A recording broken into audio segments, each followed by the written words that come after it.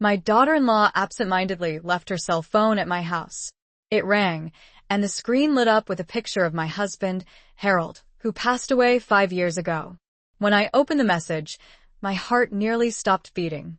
The morning light streamed through the lace curtains of my farmhouse kitchen, scattering delicate patterns across the worn oak table where Harold and I had shared breakfast for 47 years. 5 years had come and gone since his funeral, yet every morning, I still laid out 2 coffee mugs before the realization hit me. Old habits die hard, as they say. At 70 years old, I had come to accept that grief never truly fades. It simply transforms into a permanent fixture in the rooms of your heart. I was washing those 2 mugs, my hands submerged in warm, soapy water, when I heard the buzzing sound. At first, I assumed it was a bee that had somehow gotten trapped inside. We occasionally had them in late September here in rural Vermont, confused insects searching for warmth before the arrival of winter.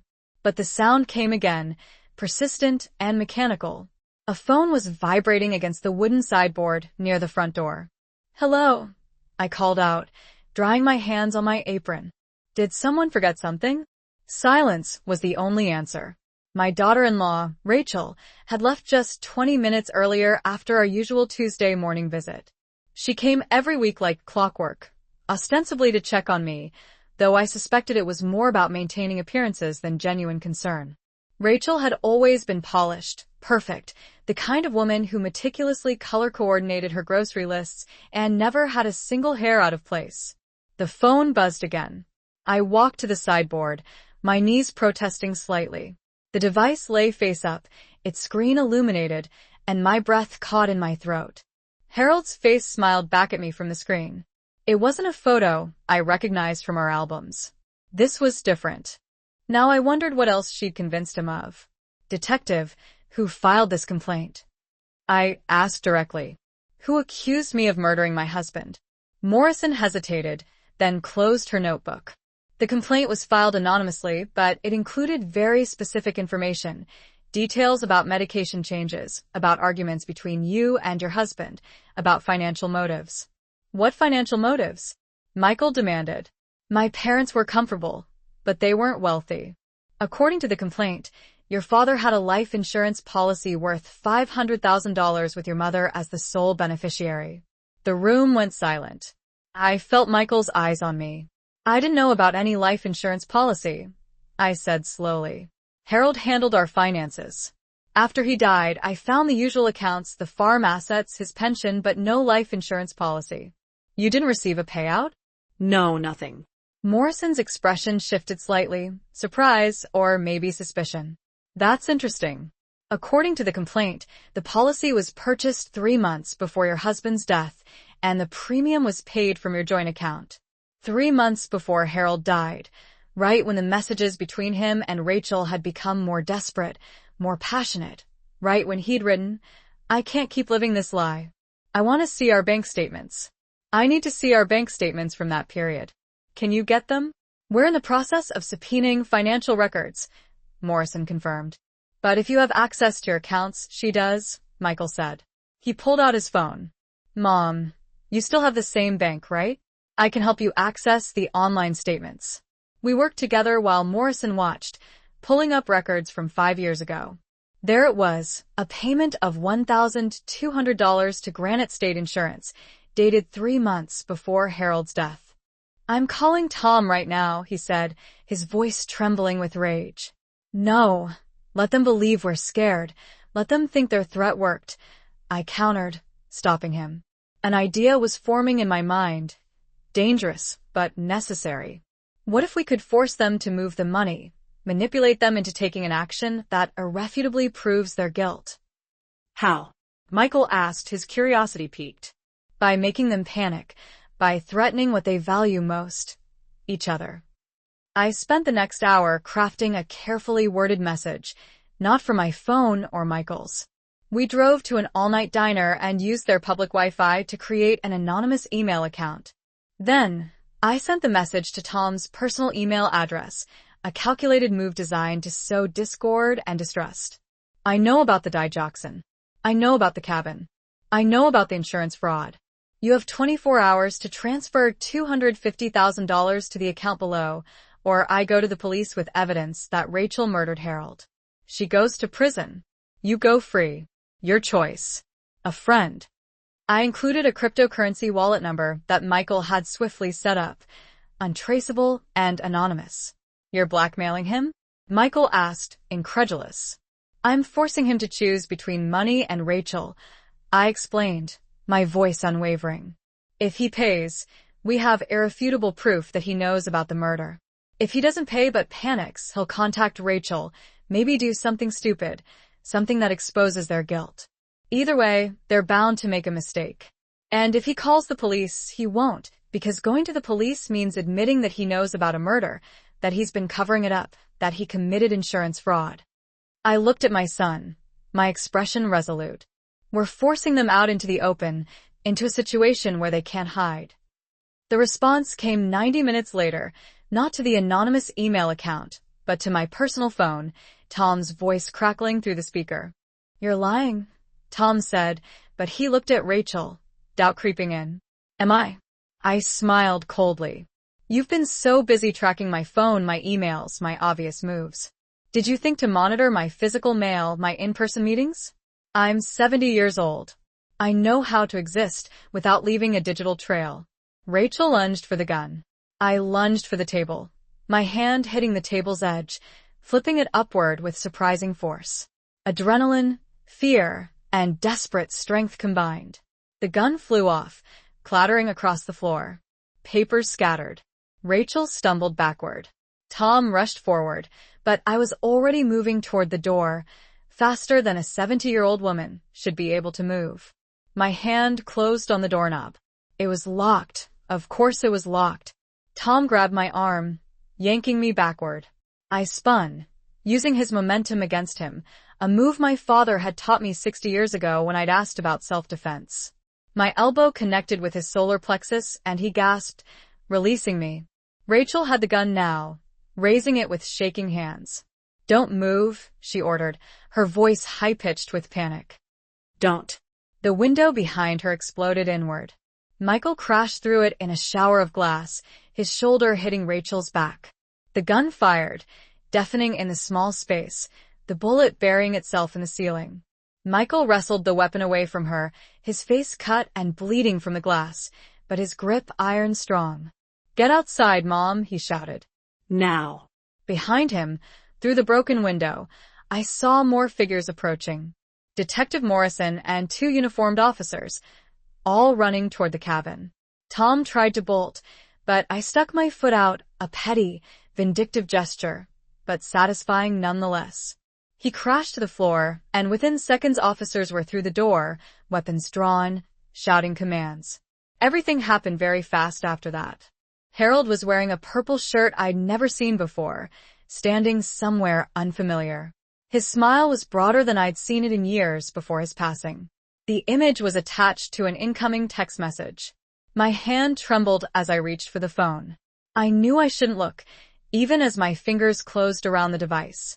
Privacy boundaries were something I'd always respected. But that was my husband's face. My dead husband, looking younger, happier, more alive than he'd seemed during those final, struggling years. The message preview showed beneath his photo. Tuesday again, same time. I'm counting down the minutes until I can hold you. The room tilted slightly. I gripped the edge of the sideboard, my other hand still clutching Rachel's phone. The words swam before my eyes, refusing to make sense. Tuesday, same time, counting down the minutes. This message wasn't old. The timestamp read 9:47 a.m., just moments ago. Someone was texting Rachel. Someone using Harold's photo. Someone who met with her on Tuesdays. My mind raced through possibilities, each more disturbing than the last. A prank? Some cruel joke? But who would do such a thing? And why use Harold's image? I should put the phone down. I should call Rachel, tell her she'd forgotten it, and let her come back for it. Instead, I unlocked the screen. Rachel had never been cautious about security. I'd watched her enter her passcode dozens of times. Her son's birthday, my grandson, Ethan's special day. For digits, 0815. August 15th. The phone opened without resistance. I navigated to the messages with shaking fingers. The contact was saved simply as T. Just a single letter, nothing more. But the message thread went back months, years perhaps. I scrolled upward, watching dates flash past. Can't wait to see you tomorrow. Wear that purple dress I love. Thank you for last night. You make me feel alive again. Your husband suspects nothing. We're safe. Your husband. The payment had been categorized as medical expenses in our bookkeeping software, something that wouldn't have seemed unusual during that time when Harold was seeing specialists regularly. I never authorized this, I said, my voice shaking now. I never even saw this charge. Who had access to your accounts besides you and your husband? Morrison asked. Rachel, Michael said quietly. After Dad's heart attack, she offered to help manage their bills. Mom was overwhelmed, and Rachel said it would be one less thing to worry about. The detective's pen moved faster now. So, your wife had access to your parents' financial accounts, to your father's medications, and, according to the complaint, she was present the day your father died. We all were, Michael protested. It was a family dinner. Dad collapsed at the table. The paramedics said it was a massive heart attack. There was nothing suspicious about it, but there was. I remembered that dinner now with new clarity. Rachel had prepared Harold's favorite meal, pot roast with roasted vegetables. She'd been so attentive, making sure. He continued eating, refilling his water glass and insisting I take my evening medications earlier than usual, citing the late dinner as the reason. Then, a forgotten detail resurfaced, something I had initially dismissed as a product of grief-induced confusion. His pills, I murmured slowly. That night, Harold had commented that his pills looked different, smaller, he'd said.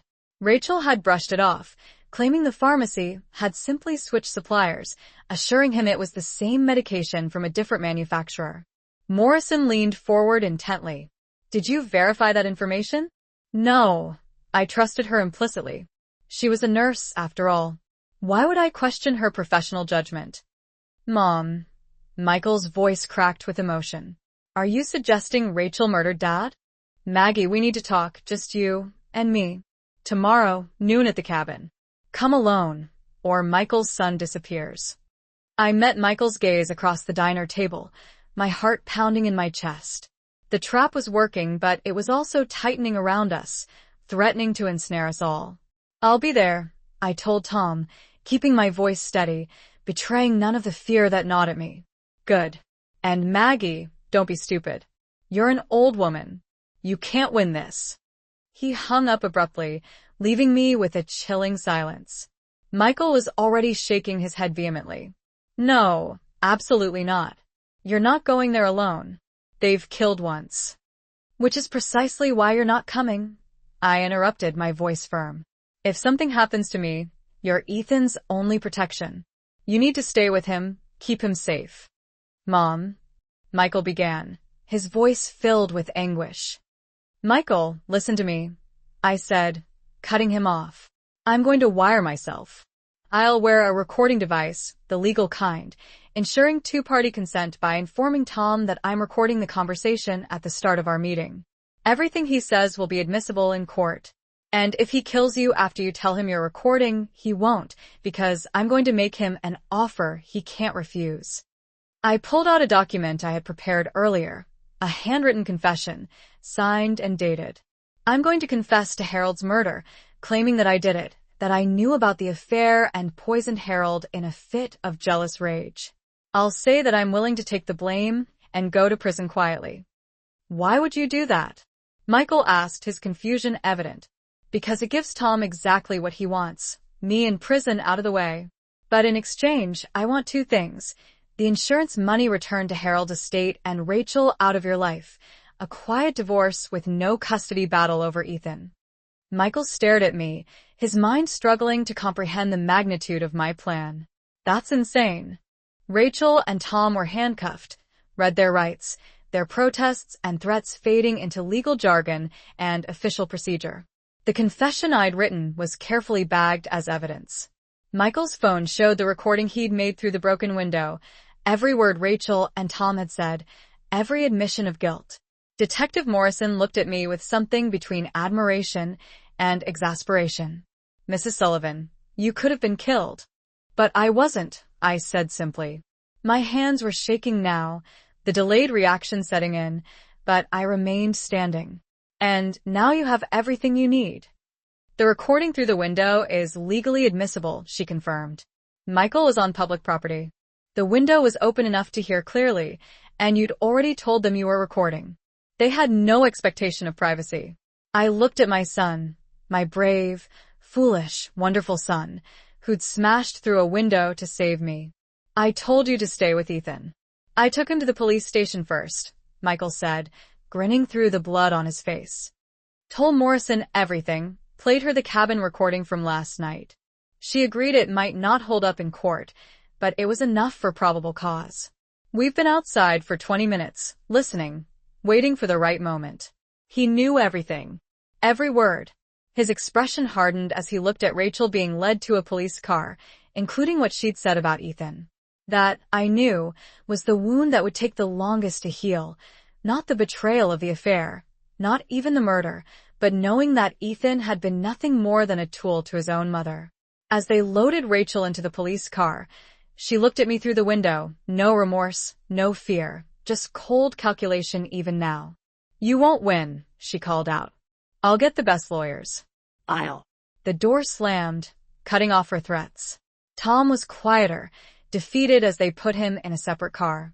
My son, Michael, Rachel's husband of 15 years, father of my grandson, the boy who'd helped Harold rebuild the barn when he was just 19 years old. I sank into the chair by the door. Harold's wedding gift to me, a hand-carved oak piece he'd spent 3 months perfecting. The phone felt hot in my hands, burning with secrets I'd never wanted to know. The earlier messages were different. Careful planning. Same place as always. The farm is perfect. She never suspects. Make sure the old woman doesn't see us. She's sharper than she looks. The old woman. Me. They'd been meeting here in my home, right under my nose. I scrolled further, my heart hammering against my ribs. Then I found it, a message that made the world stop. I still have some of his clothes at the cabin. Should I get rid of them? Or do you want to keep them as souvenirs? His clothes. Harold's clothes. The reply from Rachel, dated 3 months after Harold's funeral. Keep them. I like sleeping in his shirts. They smell like him.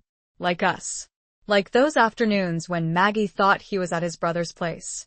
The phone slipped from my numb fingers, clattering against the floor. No, this couldn't be real. Harold and Rachel, my husband and my daughter-in-law. It was impossible, obscene, a violation of everything I'd believed about my life, my marriage, my family. But the evidence glowed on that screen. Undeniable. How long? When had it started? Those Tuesday afternoons when Harold claimed to visit his brother George in Burlington? Had he been with Rachel instead? And George had died 2 years ago, taking any possibility of verification with him to the grave. I picked up the phone with trembling hands, forcing myself to read more. There were photos, dozens of them, carefully hidden in a separate folder I discovered by accident while searching. Harold and Rachel together, Harold's arm around her waist, Rachel kissing his cheek, my farmhouse visible in the background of several shots. I'm saying we need to determine exactly what was in those pills, I replied, meeting Morrison's gaze. Is it too late to request an autopsy? After 5 years, a thorough toxicology analysis would be challenging, but not impossible if we exhumed the body. Morrison stood, his expression grave. Mrs. Sullivan, there's something you need to understand. As it stands, you are currently a person of interest in this investigation. The complaint specifically names you and contains details suggesting insider knowledge. If you're being framed, we need to identify who is behind it and, more importantly, why. After she left, Michael and I sat in stunned silence, the weight of her words hanging heavy in the air. Outside, the autumn afternoon surrendered to evening, casting long, ominous shadows across the farmhouse floor. We need to speak with Rachel, Michael finally said, breaking the silence. Confront her with everything we now know. No, I countered, my mind racing through the possible scenarios. If Rachel filed that complaint, if she's deliberately setting me up for murder, confronting her directly will only make her more cautious. She'll destroy evidence, concoct alibis, perhaps even disappear altogether. Then what do? We follow her tonight, I declared. The message said she was meeting Tom at the cabin. We need to uncover what they're planning. Michael looked uncertain, apprehension etched on his face. Mom, if they're dangerous, we stay hidden, document everything meticulously. We record their conversation, take photographs, gather irrefutable evidence that proves their involvement. I grabbed my jacket from the hook by the door, a sense of grim determination settling over me. Your father's death may not have been natural. That life insurance money disappeared somewhere, and someone is trying to frame me for his murder. I need to know why. You'd confess to murder? A false confession isn't a crime, I countered, my voice unwavering. And once Tom agrees, once he admits on tape that there was a murder, that Rachel poisoned Harold, that they committed insurance fraud, then I have everything I need. I recant my confession, reveal the recording, and we have them. It's too risky, Michael protested, his fear for my safety overwhelming him. It's the only way, I insisted, gripping his hand tightly. Trust me, I've been underestimated my whole life, by Harold, by Rachel, by Tom. They think I'm just a naive old woman. Let them continue to think that, until it's too late. The next morning, I visited Detective Morrison at the police station. I told her I had received threats, showing her the menacing messages about Ethan. She was immediately concerned, offering to assign protection. I think I know who sent them, I said carefully, my voice measured. I'm meeting them today at noon to talk it out. I wanted you to know in case something happens to me. Mrs. Sullivan, if you're in danger, I'll be recording the conversation, ensuring two-party consent, making it fully legal. If I'm right about who's threatening me, the recording will provide definitive proof. Morrison looked skeptical, but she nodded. Where's this meeting taking place? I gave her the address of the cabin, watching as she wrote it down in her notebook. If I don't call you by 1 p.m., something's wrong, I said, my voice filled with urgency. The recording device will have GPS tracking. You'll be able to find me. It wasn't entirely truthful. The recording device Michael had purchased at an electronics store that morning didn't have GPS capabilities. But Morrison didn't need to know that. I simply needed to ensure that she would come looking if things went terribly wrong. At 11:30 a.m., Michael drove me to a location half a mile from the cabin, a strategic drop-off point that would allow me to approach the cabin undetected. We would have gotten away with it, he said. No, I said loud enough for him to hear. You wouldn't have, because you made the same mistake everyone makes. You underestimated an old woman. Detective Morrison smiled grimly. Mrs. Sullivan, I'm going to need you to come to the station, give a full statement. Of course. But first I turned to Michael. Call your mother-in-law. Tell her to keep Ethan there tonight. He doesn't need to know about this yet. Let him have one more day of being a child before his world falls apart. Michael nodded, tears in his eyes, as I rode in the back of Morrison's car, not arrested, just transported. I looked out at the October afternoon, at the lake glittering in the distance, at the autumn leaves blazing red and gold. Harold had died here, or at least the lies had been born here. But today, the truth had finally won. The war wasn't over yet. There would be trials, legal battles, family trauma to navigate. But the most important battle had been won. I had survived. And in surviving, I had become something I'd never expected to be.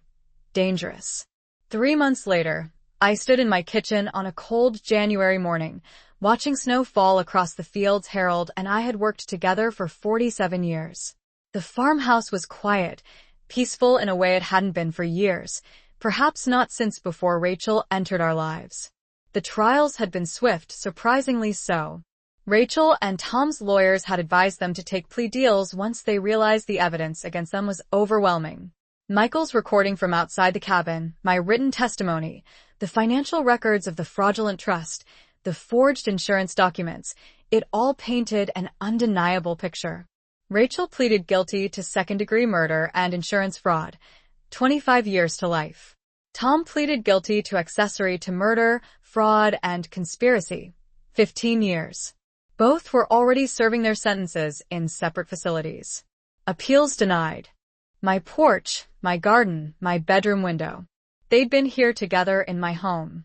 One photo showed them in my barn, Rachel wearing one of Harold's old flannel shirts, laughing at something beyond the camera's view. The date stamp read July 2019, 5 months before Harold's heart attack. 5 months before I'd sat beside his hospital bed, holding his hand, whispering that I loved him, that everything would be all right. Had he thought of her in those final moments? Had his last thoughts been of Rachel instead of me? A new message appeared, making me jump. Did you forget your phone? Michael just called my cell asking if I'd seen you. I told him you were probably grocery shopping. Get your phone and call him back before he gets suspicious. T again. The mysterious sender using Harold's photo, but Harold was dead. So, who is T? My mind worked through the puzzle, even as my heart cracked into smaller and smaller pieces. Someone was continuing Harold's affair with Rachel. Someone who knew about their relationship. Someone who had access to Harold's photos, his clothes, his secrets. I heard a car in the driveway. Rachel's silver SUV, returning for her forgotten phone. I had perhaps 30 seconds to decide what to do. Confront her now with nothing but shock and heartbreak as my weapons, or stay silent, learn more, understand the full scope of this betrayal before showing my hand. The doorbell rang. I looked at the phone in my hands, then at the door, then back at the phone. On the screen, another message appeared. I love you. See you tonight. Same cabin. I'll bring wine tonight. The cabin. More lies, more betrayal, more secrets. I made my decision. Coming. I called out, my voice surprisingly steady. I slipped Rachel's phone into my apron pocket, grabbed a dish towel, and opened the door with a smile I didn't feel. Rachel, dear, did you forget something? She stood on my porch, perfectly composed as always. We took Michael's truck, deliberately leaving my car at the farmhouse, a precaution in case Rachel drove by to confirm whether I was home. The GPS coordinates led us north along Route 7, then onto a network of smaller country roads that snaked through the increasingly dark forests. My phone's GPS guided us to a turnoff marked solely by a rusted mailbox, devoid of numbers. The cabin was situated a quarter-mile down a rutted dirt road, completely hidden from the main route. It was a small, well-maintained structure with a green metal roof and a front porch that overlooked the serene lake. Lights emanated from the windows. That's Rachel's SUV, Michael whispered, pointing to the silver vehicle parked alongside a newer pickup truck. And that's Tom's truck. We parked further back, concealed by the dense trees, and approached the cabin on foot. The October air was bitingly cold, our breath visible in the fading twilight. Peering through the cabin's front window, I could see Rachel and Tom seated at a small table, wine glasses in hand, appearing relaxed and intimate. Michael had his phone out, silently recording video through the window.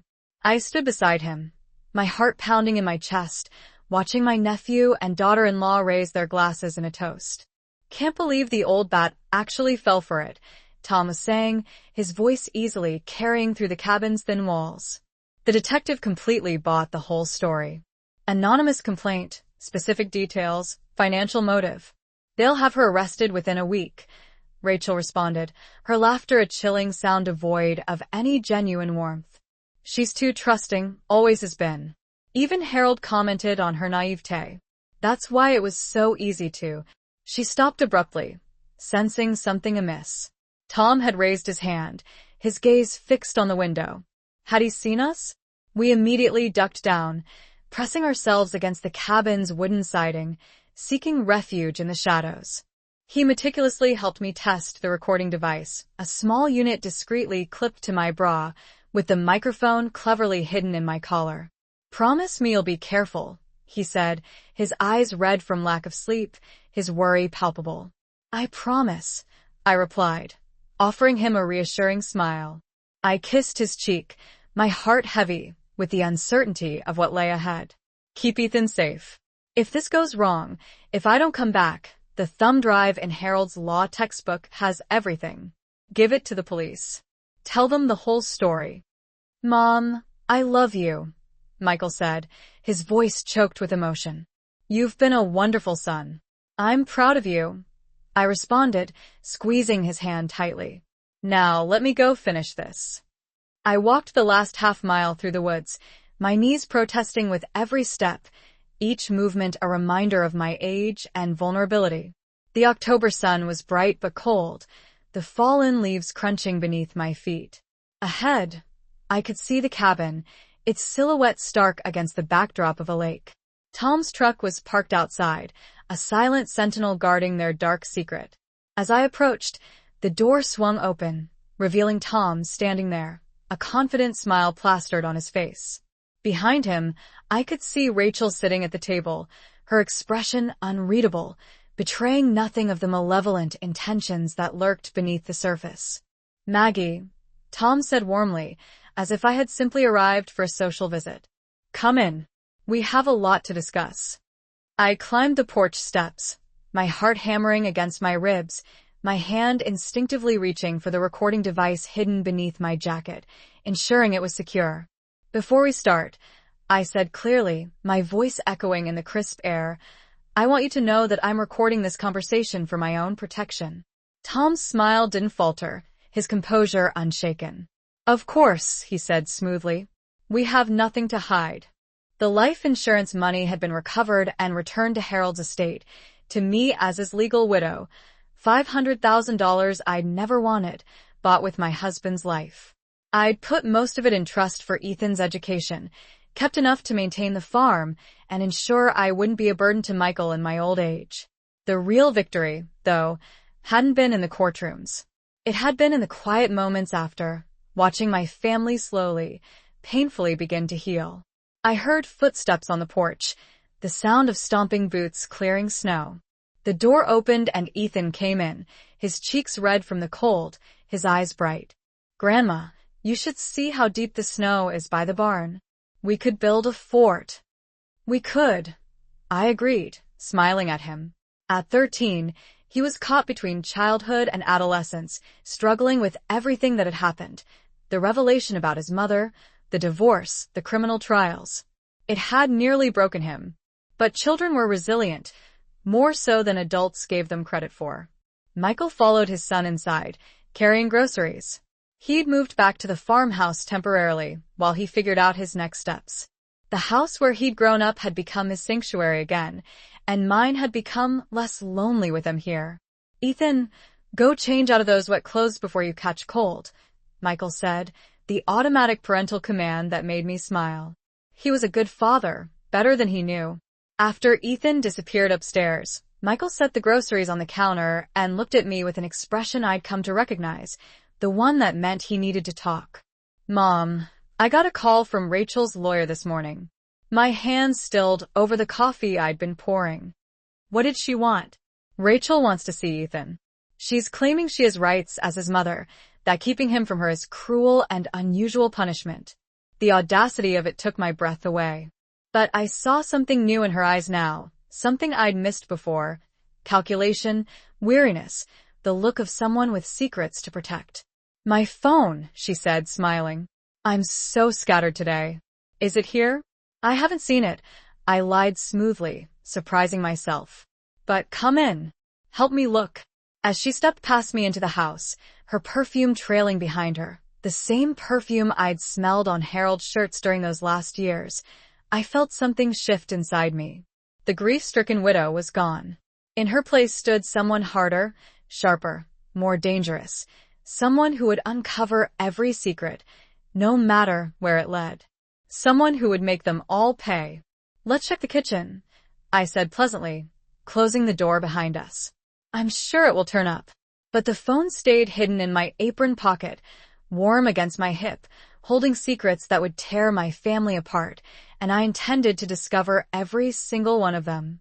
Rachel searched my kitchen with the thoroughness of someone looking for more than just a phone. She opened drawers, peered behind the toaster, even checked inside the bread box. I watched her, my hand resting casually in my apron pocket, fingers curled around her phone. That's so strange, she said, straightening up with a worried expression. I could have sworn I left it on the sideboard.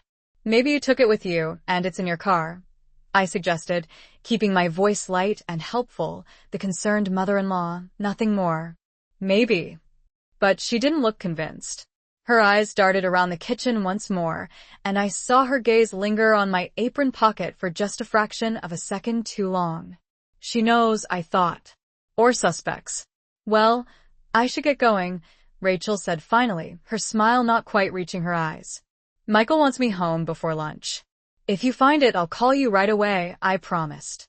After she left, I stood at the window and watched her SUV disappear down the gravel drive. My knees screamed in protest, but I didn't dare move, fearful of giving away our presence. Michael's hand gripped my arm tightly.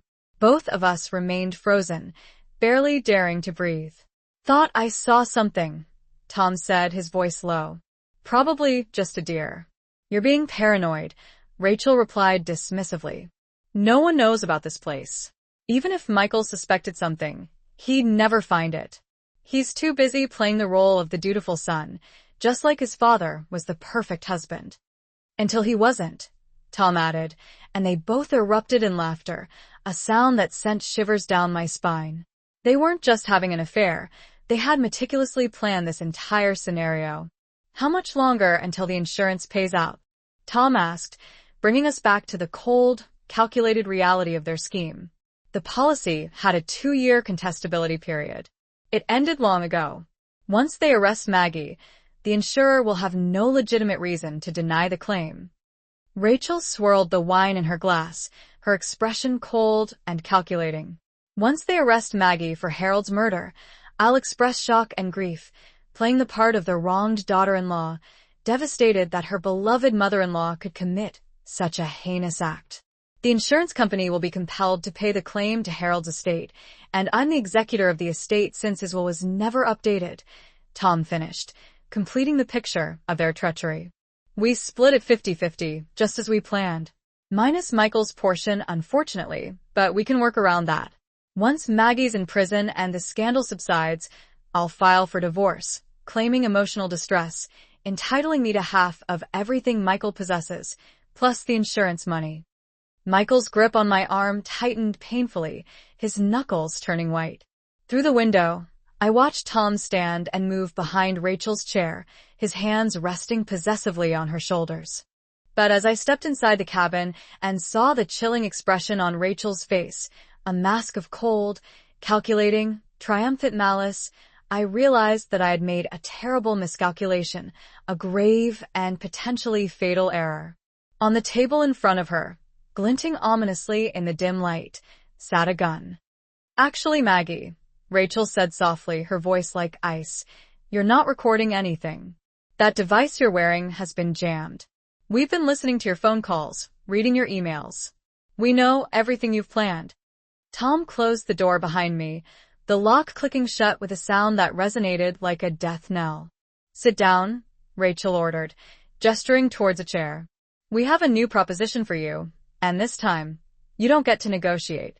I stood in the center of the cabin, my hands surprisingly steady despite the gun on the table, the palpable danger in the air, the knowledge that I'd walked directly into a carefully orchestrated trap. 70 years of life had taught me that panic was the enemy of survival, that clear thinking and a calm demeanor were often the only weapons available in the face of overwhelming adversity. Rachel and Tom expected fear, desperation, a plea for mercy. Instead, I gave them curiosity, a disarming calmness that likely surprised them.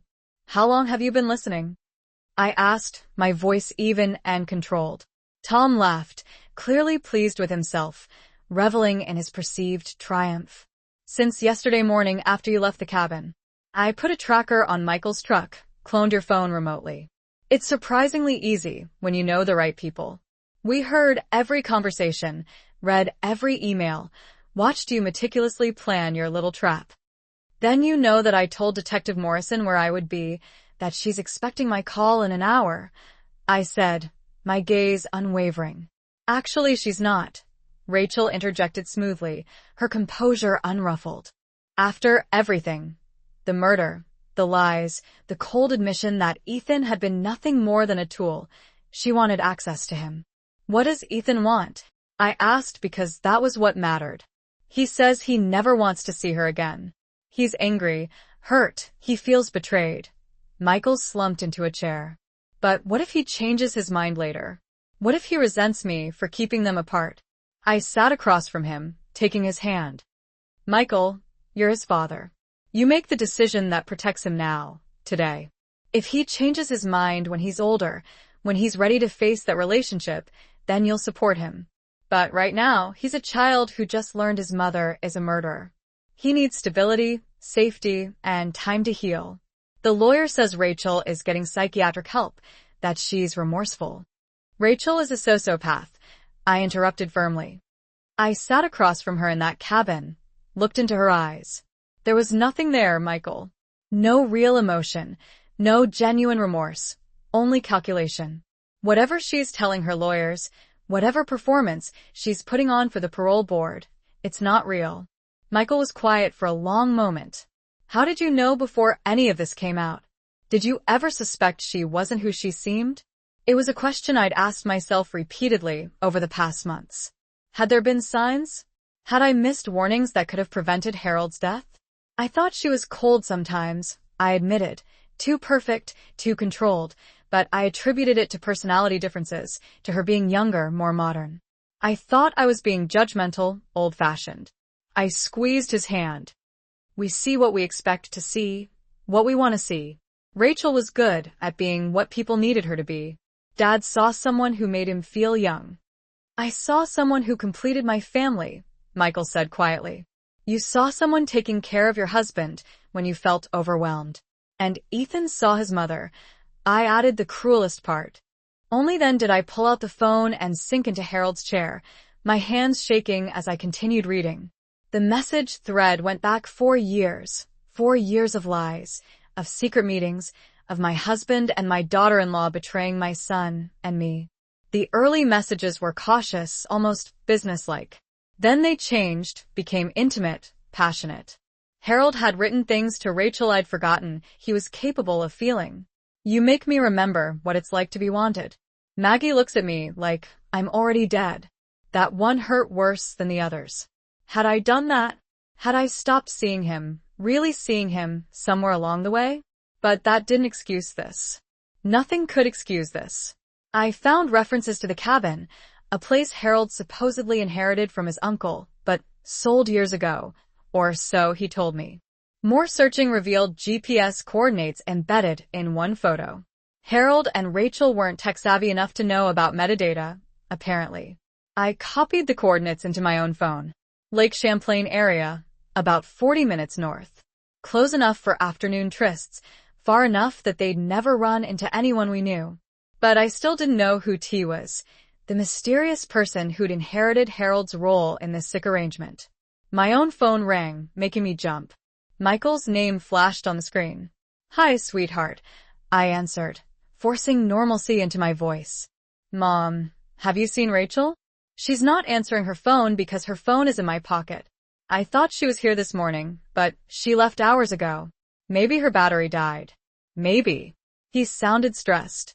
Look, I need to talk to you about something. Can I come by tonight? My heart rate spiked. Of course. Is everything all right? A long pause. We'll talk later. Love you, Mom. He hung up before I could respond. I stared at Rachel's phone, then at my own. Michael wanted to talk. About what? Did he know something? Suspect something? I needed information, and I needed it fast.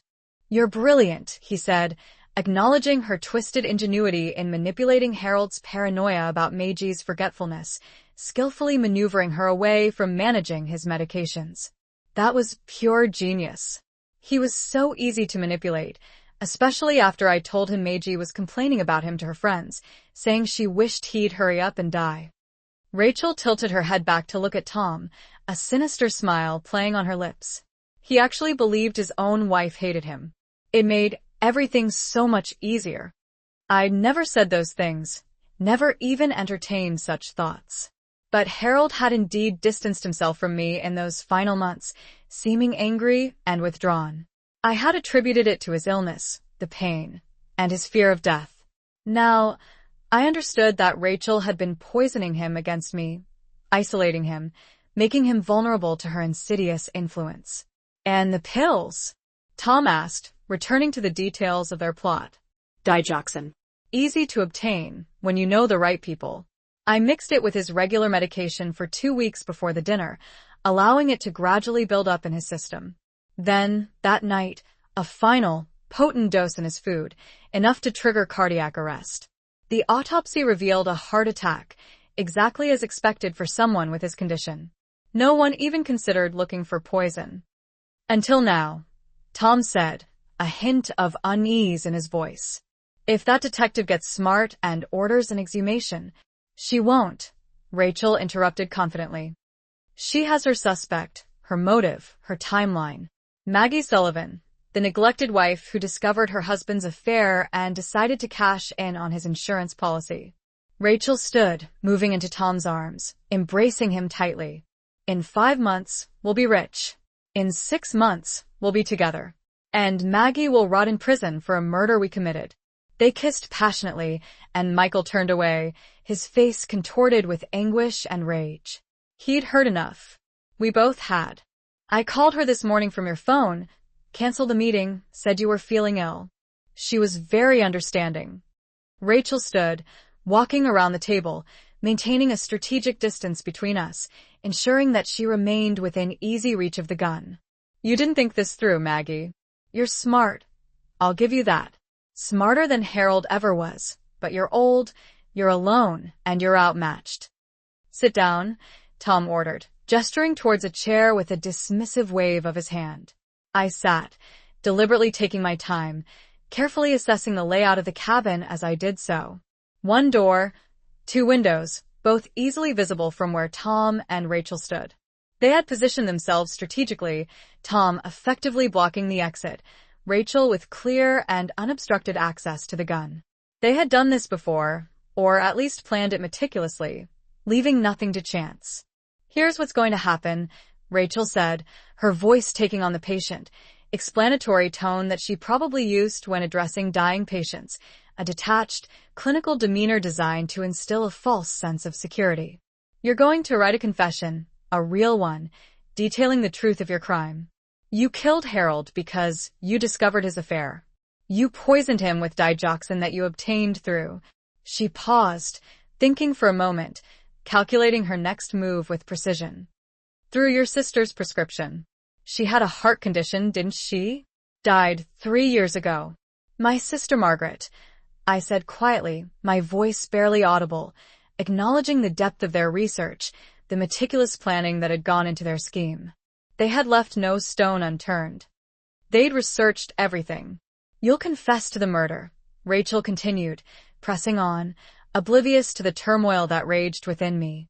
Then you'll write a suicide note, detailing your grief-stricken state, your inability to live with the guilt, your despair at facing prison. Children should be able to trust their parents. Rachel stole that from him. Upstairs, we could hear Ethan moving around, the creak of floorboards in what had been Michael's childhood bedroom. He's doing better, Michael said. The therapist says he's processing everything in a healthy way. But Mom, I'm so angry at Rachel, at Tom, at Dad for starting this whole mess. Some days I can barely function. That's normal, I assured him. Anger is part of grief. You're mourning multiple losses. Your father, your marriage, your trust in people you loved. That takes time. How are you so calm about it? Dad cheated on you, lied to you for years. Doesn't that make you furious? Oh, it does, I said, and I felt the familiar burn of betrayal in my chest. I'm angry at Harold every single day. Angry at his weakness, his vanity, his willingness to destroy our family for an affair. But I paused, searching for the right words. I'm also free. Free from the weight of a marriage built on lies. Free from wondering why he seemed distant, why he'd stopped really seeing me. Now I know. And knowing hurts, but it's better than the uncertainty I lived with. Do you miss him?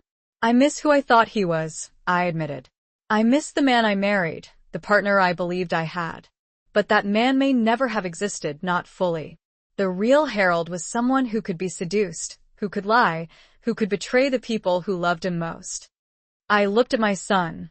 So, no, I don't miss him. I mourn what I've lost, but I don't want it back. Michael nodded slowly. I feel the same about Rachel, the woman I married, if she ever existed. I loved her. But the woman who killed Dad, who used our son as leverage, who would have let you die? I don't know that person. I never did. We sat in comfortable silence, the kind that only comes from shared trauma and deep understanding. But investigating my own family required delicacy. One wrong move, and they'd close ranks, hide evidence, gaslight me into thinking I was a paranoid old woman losing her grip on reality. I'd seen it happen to Sandra Matthews down the road. Her daughter-in-law had been stealing from her for years, and when Sandra finally spoke up, the family had her declared incompetent and put in a care facility. She died there 6 months later, still insisting she'd been robbed. No, I had to be smarter than that. I spent the afternoon creating a plan. First, I needed to secure evidence. I connected Rachel's phone to my laptop, a skill my grandson Ethan had taught me during the pandemic lockdowns, and backed up everything. Photos, messages, all of it.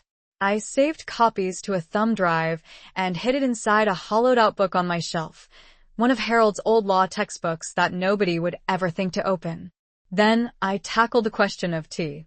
I read through the messages again, looking for clues. T was male.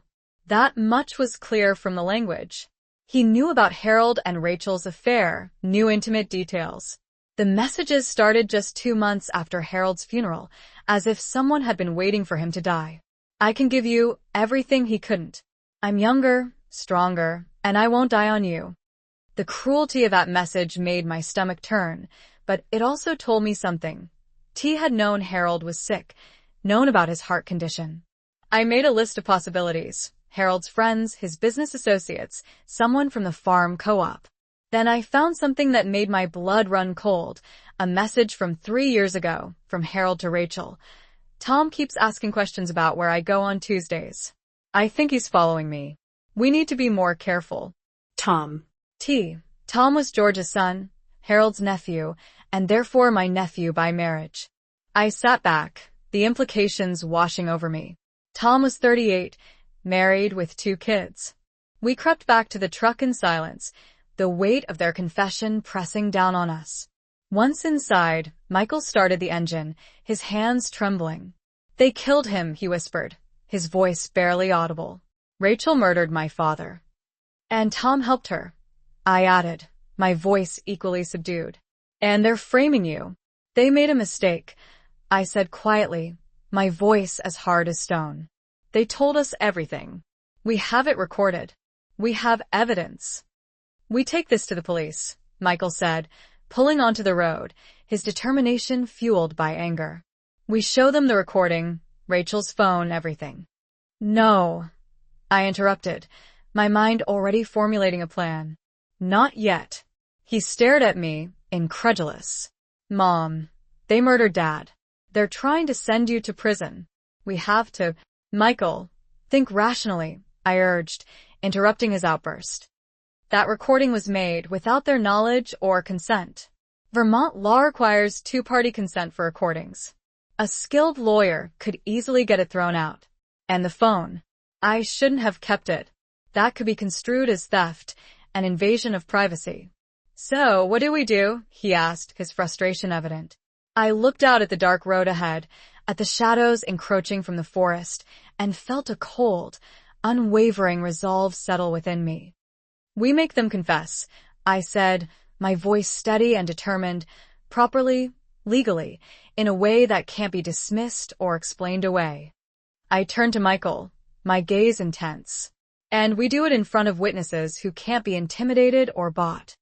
How? He asked, his curiosity piqued. Your father's estate, I said slowly, the plan fully forming in my mind as I spoke. It was never properly settled due to the missing life insurance policy. We need to arrange a formal reading of the will. Bring everyone together. You, Rachel, Tom, the lawyer, maybe even Detective Morrison. And then what? He pressed. Then we spring the trap, I said, a hint of steel in my voice. You drove out here to Harold's cabin, the place where he had been happy, where he had found love. And you took your own life. With what? I asked, feigning ignorance, stalling for time as I tried to formulate a plan, any plan, to escape this nightmare. I don't have any pills with me. Tom pulled a bottle from his jacket, revealing the answer to my question. Sleeping pills. The same ones you take every night. We got them from your medicine cabinet yesterday.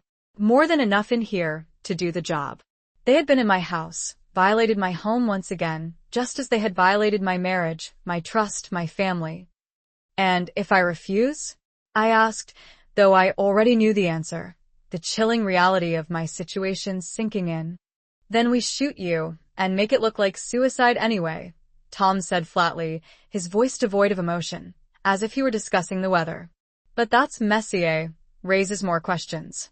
This way is cleaner, far more efficient. You confess, you die, the investigation closes, Michael inherits everything, and we get away scot-free. Rachel gets half in the divorce settlement, and life moves on, seemingly as it should. But Michael knows the truth. I reminded her that he overheard her confession right here in this cabin. He now possesses Rachel's phone, with all the incriminating message history, all the evidence needed to expose her. I made a point of saying Rachel had corrected her statement, using the past tense. I remotely wiped my old phone this morning, erasing every message, every photo, everything. And that recording you made, it's inadmissible in court, just as you told Michael. You inadvertently did us a favor by explaining all the legal complications with secret recordings. She was right. I had been so fixated on gathering legally sound evidence that I telegraphed every single move. Michael will never cease his investigation. I stated plainly that he knows you killed his father. Outside, the snow continued to fall, blanketing the farm in white, covering old scars with fresh possibility. Grandma, Dad, Ethan called from upstairs. Can we make hot chocolate and watch a movie? Absolutely, I called back, standing and moving to the stove. Come down and help me make it. As I heated milk and measured cocoa powder, Ethan chattering about school and his friends and the video game he wanted for his birthday, I felt something I hadn't felt in years. Peace. Not happiness exactly. The wounds were too fresh for that, the losses too profound, but peace. The calm that comes from knowing the truth, from surviving the unsurvivable, from standing on solid ground after years of walking on lies. That evening, after the movie and dinner, after Ethan had gone to bed and Michael had retreated to his old room to make phone calls to lawyers and therapists and the school counselor, I walked through the farmhouse alone. I touched the furniture Harold had built, looked at the photos on the walls, pictures from happier times, or at least times I'd believed were happy. I'd removed the photos of Rachel, but kept the ones with Ethan. He deserved to remember the good moments of his childhood, however complicated they'd become. In Harold's study, I found the box I'd been avoiding for months, his personal effects from the hospital, his wallet, his wedding ring. I opened it slowly, forcing myself to confront these last pieces of him. The wedding ring gleamed in the lamplight, gold, simple, engraved with our wedding date. I'd chosen not to wear mine anymore, had locked it away in a drawer. His deserved the same fate. But underneath the ring, I found something unexpected. A letter, sealed, yellowed with age, my name on the envelope in Harold's handwriting, the real handwriting, messy and hurried, not the careful forgery Rachel had used. My hands trembled as I opened it. My dearest Maggie, it read. He lived in Burlington and visited occasionally, always pleasant, always helpful. After George died, Tom had been the one to handle the estate, to sort through his father's papers. Had he found evidence of Harold's affair then, or had he known all along? The front door opened without a knock. Only Michael had a key, and only he would let himself in like that. I barely had time to hide Rachel's phone under a sofa cushion before my son appeared in the doorway. He looked terrible, pale, unshaven, his shirt wrinkled as if he'd slept in it. Michael, what's wrong? He collapsed into a chair across from me, his head in his hands. Mom, I think Rachel's having an affair. The irony was almost too much to bear. I kept my face carefully neutral. What makes you think that?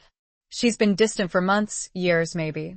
She disappears on Tuesdays, says she's at yoga or the grocery store, but I checked our credit card statements. No charges at the gym, no grocery store receipts on Tuesdays. He looked up at me, his eyes red-rimmed. I feel like I'm going crazy. Am I being paranoid? No, I said quietly. You're not paranoid. He stared at me. You know something? I found her phone, I admitted, pulling it from under the cushion. She left it here this morning. I shouldn't have looked, but I did. I watched emotions play across his face. Hope that I was wrong. Fear that I was right. Dread at what he was about to learn. I wanted to protect him. My boy, my only child. But he deserved the truth. It's bad, isn't it? He whispered. I handed him the phone. The passcode is Ethan's birthday. While he read, I went to the kitchen and made tea. Neither of us would drink it. I heard him gasp, heard him curse, heard something that might have been a sob. When I returned, he was white-faced and shaking. Dad, he said hoarsely. She was sleeping with Dad. My father and my wife. How long? He couldn't finish the sentence. 4 years from what I can tell. Maybe longer. And after he died. But first, we need to find that insurance money because wherever it ended up, that's where we'll find the final piece of evidence we need to destroy them.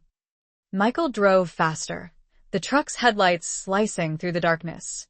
Behind us, the cabin's lights grew smaller, but I knew we would be returning soon. The war had just begun, and I fully intended to win it. We spent that night in Michael's home office, surrounded by 5 years of financial records I had brought from the farmhouse. Bank statements, credit card bills, insurance documents, everything Harold had left behind. Rachel is at her sister's house, or so she texted Michael. More likely, she was at the cabin with Tom, celebrating their imminent victory, oblivious to the storm brewing on the horizon. There, Michael said, pointing at his laptop screen at 3 o'clock in the morning. Mom, look at this. He had unearthed the life insurance policy application buried deep within a folder of scanned documents. Harold's signature was at the bottom, but something about it seemed off, somehow. The loops were too perfect, too deliberate. Harold's handwriting had always been messy, hurried, the scrawl of a man who had spent 40 years filling out farm equipment orders. That's not his signature, I said with unwavering certainty. Rachel forged it. Can we prove that? Michael asked, his hopes rising. Perhaps, if we can locate samples of Harold's authentic signature and have a qualified handwriting expert compare them. I rubbed my tired eyes, the weight of the situation bearing down on me. But that takes time and we don't have much. Once that detective finishes her investigation, she'll arrest me, and then everything becomes infinitely more difficult. Finding evidence from behind bars, enduring legal battles, years of appeals. Michael leaned back in his chair, studying me with an unreadable expression. You've changed, Mom. You're different than you were even yesterday. Rachel dismissed this with a wave of her hand, saying Michael is emotional and impulsive. She predicted he'll grieve for a while. He'll suspect me for a time, but without concrete proof, what can he really do? Eventually he'll move on, as people always do. And Ethan needs his mother. The mention of my grandson sent a jolt of fear through me, though I kept my face impassive. You would actually do this? Murder your husband's mother in front of each other? We've done worse, Tom replied with a shrug, as if it were nothing. Harold was harder. That actually took weeks of carefully measured doses and constant monitoring of his symptoms. This is almost merciful by comparison. Besides, Rachel added, stepping closer to me, you're not really Michael's mother anymore, are you? Not the woman he remembers, at least. That woman ceased to exist when she uncovered Harold's affair. The person sitting before them now is bitter, vengeful, almost unrecognizable. Michael will mourn the mother he remembers, not the woman you've become. Her words were designed to cut deep, to make me question myself, to plant seeds of doubt. But I had learned something vital during these past terrible days. Transformation isn't weakness. The naive, trusting Maggie is gone. In her place sits someone harder, wiser, far more dangerous than Rachel could possibly imagine. I needed to buy some time to formulate a plan. Detective Morrison might not be coming, but Michael knew where I was. He'd be waiting for my call. And when it didn't come, what are you thinking about? Rachel demanded sharply. Michael is busy right now. We sent him a text from your phone, telling him you needed him to pick up Ethan immediately, that there was some kind of emergency at school. He's probably halfway to Portland by now, she said, a smug smile spreading across her face. Your grandson is perfectly safe, by the way. No emergency, just Michael running around in a panic while we handle things here. If you're reading this, I'm gone, and I'm a coward for not saying this to your face.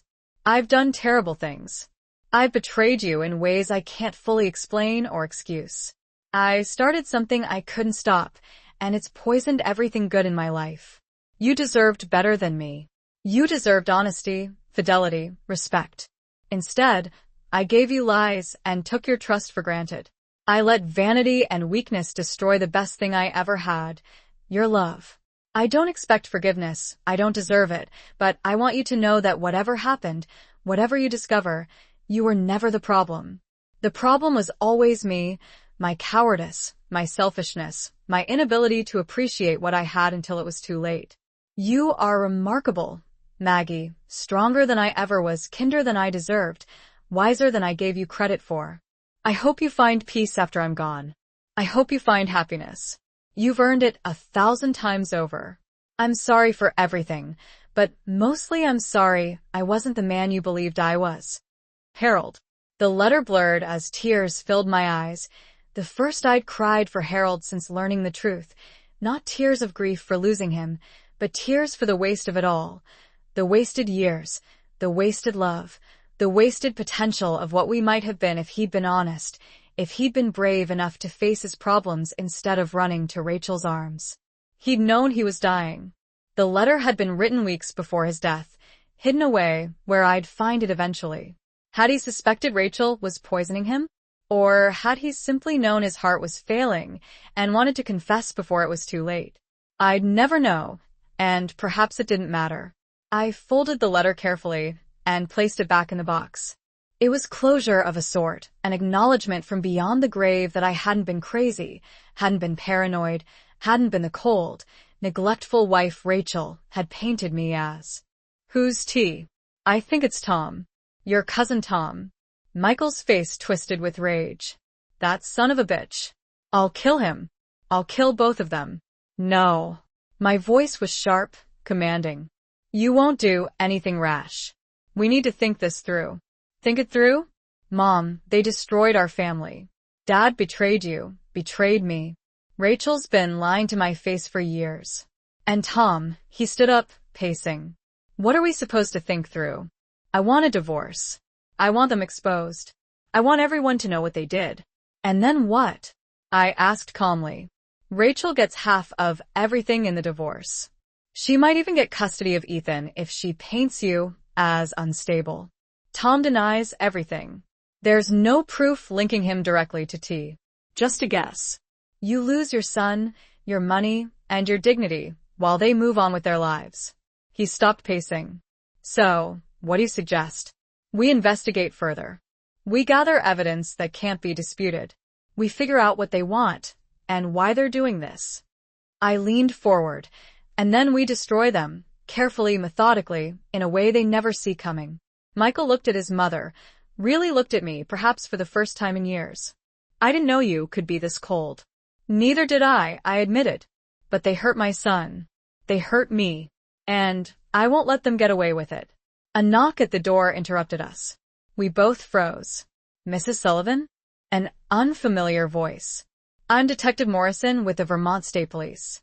I need to speak with you about your husband's death. Michael and I exchanged glances. The police now. Just a moment. I called out, my mind racing. I grabbed Rachel's phone and shoved it into Michael's hands.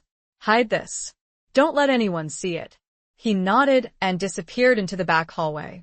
I smoothed my apron, checked my reflection in the hall mirror, and opened the door with a polite smile. A woman in her 40s stood on my porch, badge in hand, her expression professionally neutral. I'm fighting for my life, I replied simply, my voice devoid of emotion, and for justice for your father. Whatever else Harold may have done, he didn't deserve to die like that, Poisoned slowly, manipulated, betrayed. "Do you forgive him for the affair?" he asked, the question catching me off guard, forcing me to confront a complex mix of emotions. Did I? Harold had been weak, vain, susceptible to the flattery of a younger woman, but Rachel had been calculating, predatory, deliberately targeting him. I realized now that she had ingratiated herself with our family through Michael, then systematically seduced a lonely, aging man who felt invisible to his own wife. "I don't know," I admitted, my voice barely a whisper. "But that's a question for later. Right now, we focus on survival." My phone buzzed, breaking the heavy silence. A text from an unknown number. "Drop the investigation, or your grandson pays the price." Ice flooded my veins, fear gripping my heart. "Michael, where's Ethan?" I asked, my voice trembling.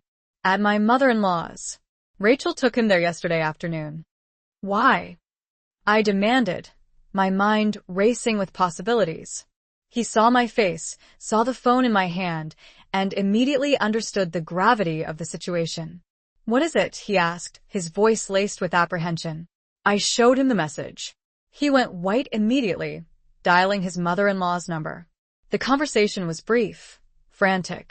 "He's fine," Michael said, relief washing over his face. "Still asleep." I told her not to let him out of her sight, not to let Rachel pick him up without calling me first. Another text message arrived, adding to the growing sense of dread. "We know what you found at the cabin. Destroy the recording and forget everything, or the boy has an accident. You have until tomorrow night." They had seen us or guessed, their paranoia escalating. Either way, we had underestimated how far they were willing to go, how ruthless they truly were. They had thought of everything. Or so they believed. "You're wondering if there's a way out of this, aren't you?" Tom said, correctly reading my expression. "There isn't. We've been planning this for years, Maggie. Years. Even before Harold died, we knew you'd eventually become a problem. You're too observant, too persistent. Harold was supposed to change his will, leave everything to a trust we controlled, but the old fool kept putting it off. Said he wanted to wait until after Christmas, after Ethan's birthday, after the spring planting. So you killed him before he could," I said quietly, understanding dawning, the pieces finally clicking into place. "You killed him before he could change his mind about anything." "We accelerated the timeline, I'll admit it," Rachel confessed. "Harold was getting sentimental, talking about making things right with you, about confessing everything. He was weak, and we couldn't risk it." She picked up the gun, checked it casually, then set it back down, a clear message of their comfort and familiarity with violence. "Write the confession," Tom ordered, sliding a pen and paper across the table. "We don't have all day." I picked up the pen, but instead of writing, I looked directly at Rachel. "Did you ever love Michael? Even a little?" The question caught her completely off guard. "What does it matter now? I'm about to die." Humor a dying woman's curiosity. Rachel paused for a moment, then shrugged. "Michael was simply a means to an end. Access to your family, to Harold, to this comfortable life. He was sweet, easy to manipulate. Still is. And Harold? Harold was pathetic," she spat with contempt. "A vain old man desperate to feel young again. He actually believed I loved him, believed he was special," she laughed derisively. "The only person I've ever truly loved is Tom. We've been together since high school. Everything else has been pretense." "Even Ethan?" The question came out sharper than I intended, but it changed nothing about what had happened or what needed to happen next. I had a farm to run, a grandson to help raise, a son to support through divorce and trauma. I had a life to rebuild, not from the ashes of betrayal, but from the foundation of truth I'd fought so hard to uncover. That night, as I locked up the farmhouse, and after one last peek at Ethan, sleeping soundly, his face looking so young and innocent bathed in the moonlight, I made up my mind. This house, this farm, was where I belonged. I wouldn't let Rachel and Tom chase me away from the home I had built with my own two hands, the land I had poured my sweat into, the legacy I had rightfully earned. They had already taken far too much. They wouldn't get their hands on this. And I decided right then and there that I would put every lesson I had learned about deception, about manipulation, about the darkness that people can so easily conceal behind pleasant smiles, to good use. I would make damn sure that my family would never be left vulnerable like this ever again. I would teach Ethan to question everything, to verify, to trust the gut instincts that life had gifted him. I would instill in him that kindness shouldn't equate to naivete, that trust should be earned, not freely given, and that family was defined by actions, by loyalty, not merely by blood relation. I would be the grandmother he truly needed. Strong, protective, unyielding. The woman who had brought down cold-blooded murderers wouldn't let anything else, or anyone else, harm her grandson. As I settled into bed that night, the old farmhouse groaning and creaking around me in the teeth of the winter wind, my mind turned to age and wisdom, to survival and the very definition of strength. Rachel had spat out the words "old woman" as if they were the worst kind of insult, as if age automatically meant weakness, vulnerability. She would learn far too late that age actually meant experience. "I'm sorry to bother you, Mrs. Sullivan. I'm reopening the investigation into your husband's death. There have been some new allegations that require looking into." Allegations. My voice stayed steady through sheer force of will. "My husband died of a heart attack 5 years ago." "Yes, ma'am, but we've received information suggesting his death might not have been from natural causes." She pulled out a notebook. "Can you tell me who had access to your husband's medication in the weeks before he died?" The world tilted again. Murder. She was suggesting Harold had been murdered.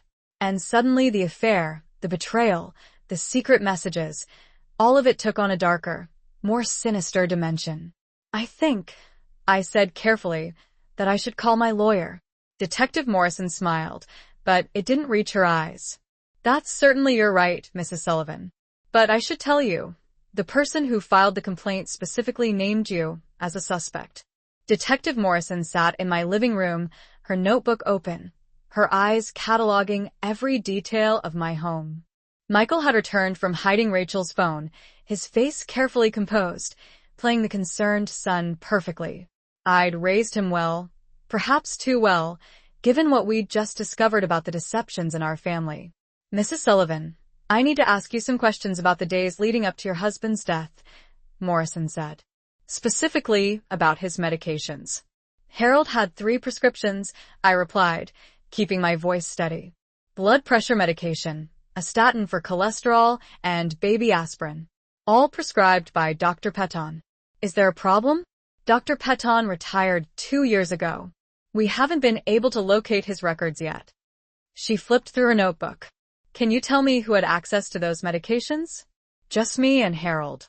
They were in our bathroom cabinet." "And you administered them?" No.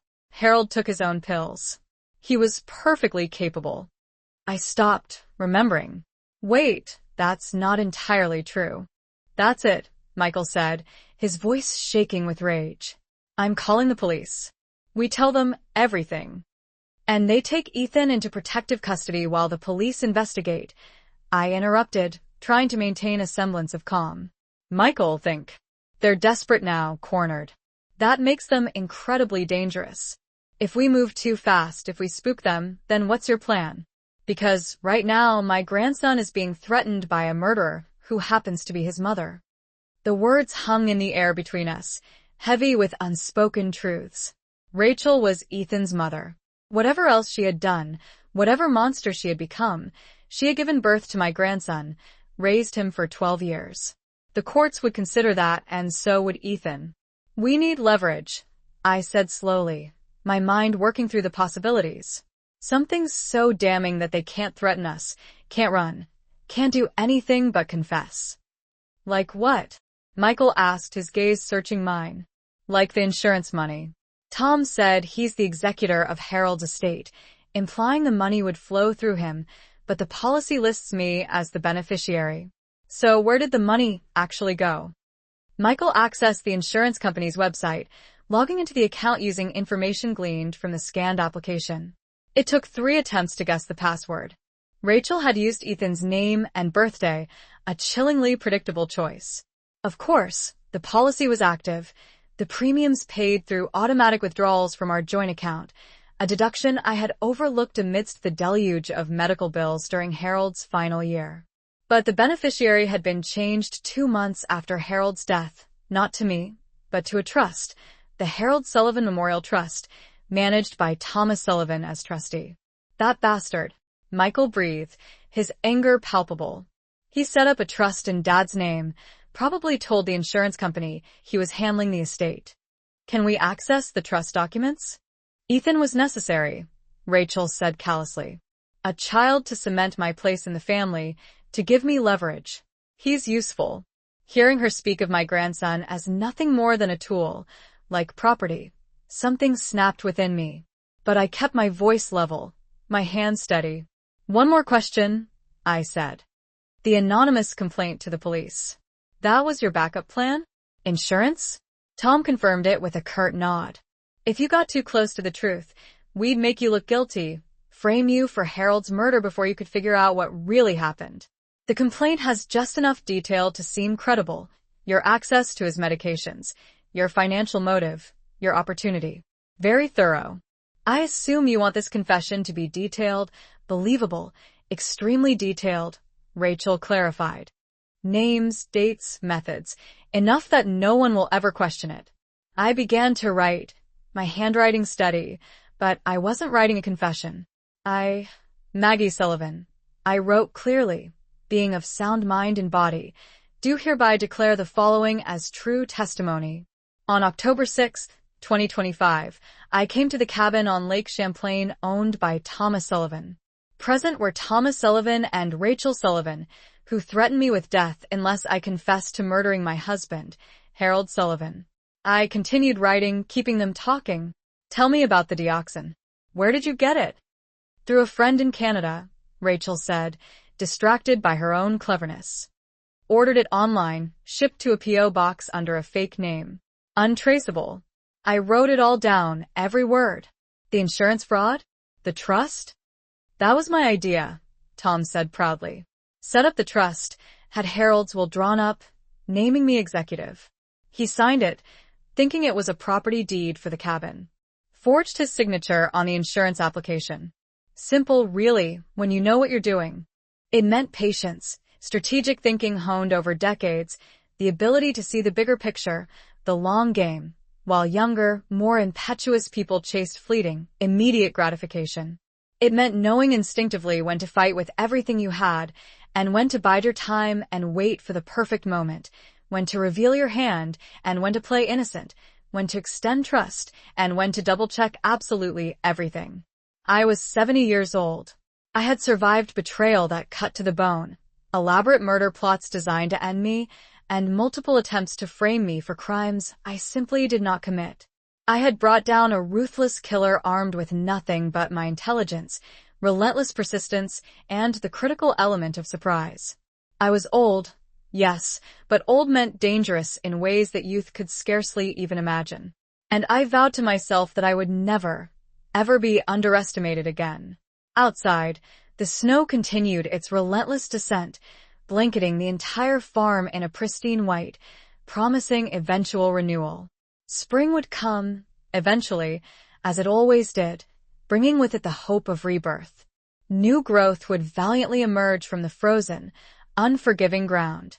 Life would go on, and I would be right here, watching over my family with unwavering vigilance, protecting what truly mattered, choosing to live with the stark, unvarnished truth rather than embracing comfortable, deceptive lies. The phone on my nightstand buzzed urgently. A text message from Michael downstairs. Thank you, Mom, for absolutely everything. For fighting so fiercely for us. For being stronger than any of us ever realized. I love you. A small smile tugged at the corner of my lips as I typed back a response. I love you, too. Now get some sleep, honey. Tomorrow, we begin rebuilding. Tomorrow. And all the tomorrows after that. Because that was precisely what survivors did. We adapted, like water flowing around an obstacle. The last few months, Rachel would sometimes help him. She's a nurse. Was a nurse before she married Michael. Morrison's pen moved across the page. Your daughter-in-law had access to his medications. She visited regularly. She wanted to help.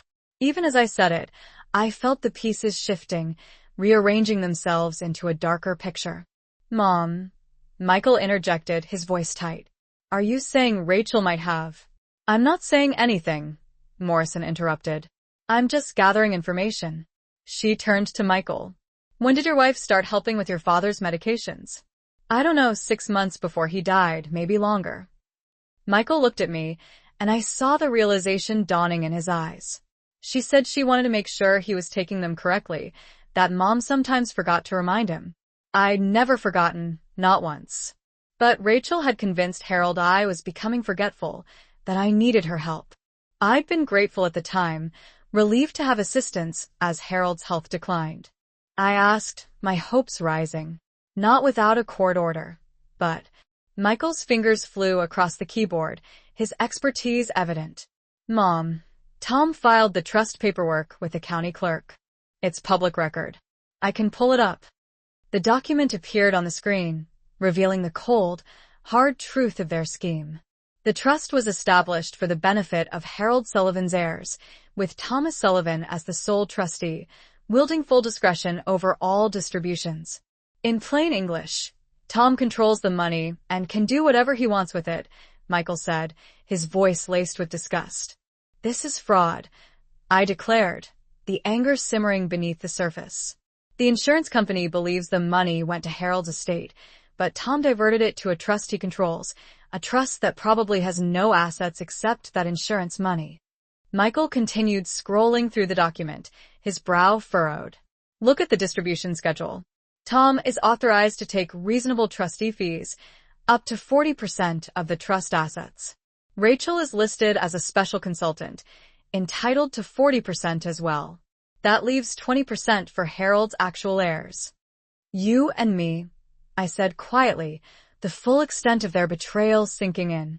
They were planning to give us just enough to avoid raising suspicion, keeping the rest for themselves. Michael's jaw clenched, his hands balling into fists. Brilliant, I murmured, still writing, documenting everything. Their confession, their methods, their motives. Not a suicide note, but a testimony. And if they killed me, this paper would tell the truth, even if my voice couldn't. Are you almost done? Rachel asked impatiently. This is taking too long. Almost, I said. Then, as I wrote the final lines, I made my move. I'd noticed something they'd missed, a small detail that gave me a single chance. The gun on the table was a revolver, and it was facing Rachel, not me. When she'd set it down after checking it, she'd placed it carelessly, handle toward the center of the table. Not close enough to grab, but close enough to knock away. One last thing, I said, looking up at Rachel.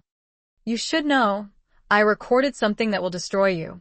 Something you didn't find, didn't wipe, didn't anticipate. You're bluffing, Rachel said, but uncertainty flickered across her face. Harold's lawyer, Mr. Brennan, I sent him a sealed envelope 2 days ago with instructions to open it if anything happened to me. Inside is a full account of everything I discovered, including copies of your messages, financial records, and a detailed timeline of Harold's murder. It was a lie. I'd done no such thing. But Rachel didn't know that. We overcame seemingly insurmountable challenges. We rebuilt from the ashes, forging even stronger foundations than before. The farmhouse gradually settled into a comfortable silence around me, the old wood sighing contentedly. Somewhere in the deep darkness, Harold's ghost might have still been lingering, but I no longer felt haunted, tormented by the shadows of the past. The truth, finally revealed, had exorcised those malevolent demons that had plagued me for so long. I was free. Wounded, without a doubt. Changed, most certainly. But undeniably, irrevocably free. And within that hard-won freedom, I found something entirely unexpected. Not happiness, not yet, but the shimmering promise of it on the distant horizon. The profound knowledge that I had survived the very worst that life could throw at me and had emerged not broken and defeated, but forged in the crucible of adversity into something far harder, infinitely more resilient. Age hadn't weakened me. It had, in fact, become my greatest weapon, honed to a razor-sharp edge over decades of living.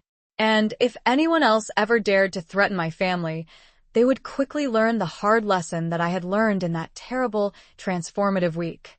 Never, ever underestimate a 70-year-old woman with absolutely nothing left to lose and absolutely everything left to protect. I closed my eyes, finally feeling a sense of profound peace settle over me, and slept without a single nightmare for the first time in months. The complex mystery was finally solved. The family was safe, shielded from harm. Justice, long delayed, had finally been served. And Magie Sullivan, grandmother, widow, survivor, had, against all odds, ultimately won. Now, tell me, what would you have done if you were standing in my shoes? Let me know your thoughts in the comments below. And thank you so much for watching. Don't forget to check out the compelling video on your screen right now. I have a strong feeling it will surprise you.